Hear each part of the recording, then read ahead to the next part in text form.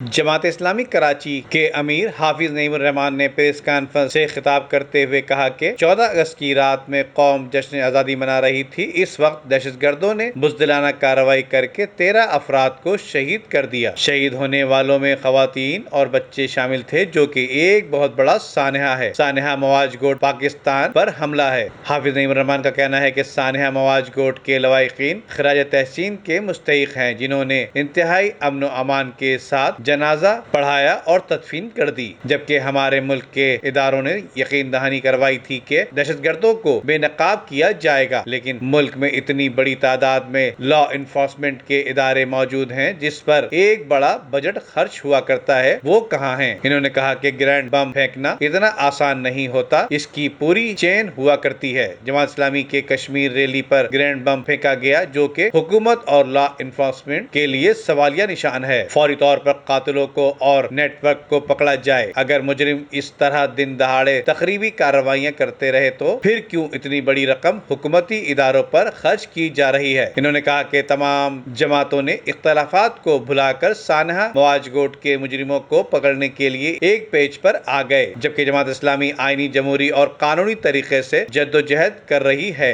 حکومت کا کام ہے کہ دہشت گردوں کو بے نقاب کرے، چاہے اس نیٹ ورک کا تعلق کسی ملک سے کیوں نہ ہو۔ سندھ حکومت کے تحت پولیس کا بہت بڑا نظام موجود ہے۔ تھانوں میں ہر طرح کی رپورٹ موجود ہوتی ہے۔ رینجرز کا بھی سندھ میں بھی بہت بڑا نیٹ ورک موجود ہے۔ اسی طریقے سے لا انفورسمنٹ کا بھی بڑا نیٹ ورک موجود ہے۔ ہر صورت میں سانحہ مواج گوٹ کے نیٹ ورک کو بے نقاب کیا جائے۔ جماعت اسلامی سانحہ مواج گوٹ کے ورثاء انصاف دلوانے کے لیے ہر طریقے سے جدوجہد کرے گی۔ ندیم صدیقی، میٹرو 7 پاکستان۔